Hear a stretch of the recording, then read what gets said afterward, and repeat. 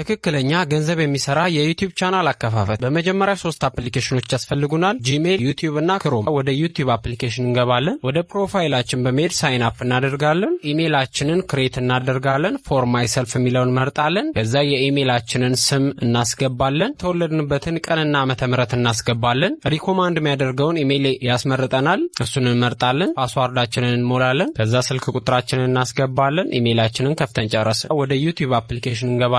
ዩር ቻናል ሚለውን እንመርጣለን። ከዛ ለቻናላችን ስም እንሰጣለን። ክሬት እናደርጋለን። ቻናል ክሬት አድርገናል። ከዛ ወደ ክሮም አፕሊኬሽን እንገባለን። ሰርች በተኑ ላይ በመሄድ youtube.com ብለን እንጽፋለን። ከዛ 3ቷን ዶት በመንካት ወደ ዴስክቶፕ ሳይት እንቀይራለን። ከዛ ወደ ፕሮፋይላችን በተን በመሄድ ዩቲዩብ ስቱዲዮ ሚለው ላይ እንገባለን። ታች ላይ የሴቲንግ ምልክት አለች፣ እሱን ክሊክ እናደርጋለን። ቻናል ሚለው ላይ እንገባለን። አድ ፊውቸር ሚለው ላይ በመግባት በስልክ ቁጥራችን ቬሪፋይ እናደርጋለን። ቬሪፋይ ሚለውን ክሊክ እናደርጋለን። ስልካችንን እናስገባለን። በስልካችን የሚገባልን ቴክስት አለ። እሱን ቴክስት ካስገባን በኋላ አሁን ቬሪፋይ ሆነልን ማለት ነው። አሁን የሚቀረን ሎኬሽን እንቀይራለን። እንደምትመለከቱት ኢትዮጵያ በዩቲዩብ ፓርትነር ፕሮግራም ውስጥ አልተካተተችም። ስለዚህ ሌላ ሀገር እንመርጣለን። እኔ ለጊዜው ዩናይትድ ስቴትስ አድርጌዋለሁ። እንደምትመለከቱት አሁን የ1000 ሰብስክራይበር እና የ4000 ቦታ ክፍት ሆኗል። ከዛ ይሄንን እንደሞላን ዩቲዩብ ሜሴጅ ይልክልናል ማለት ነው። በቀላሉ የዩቲዩብ ቻናል እንዲመክፈት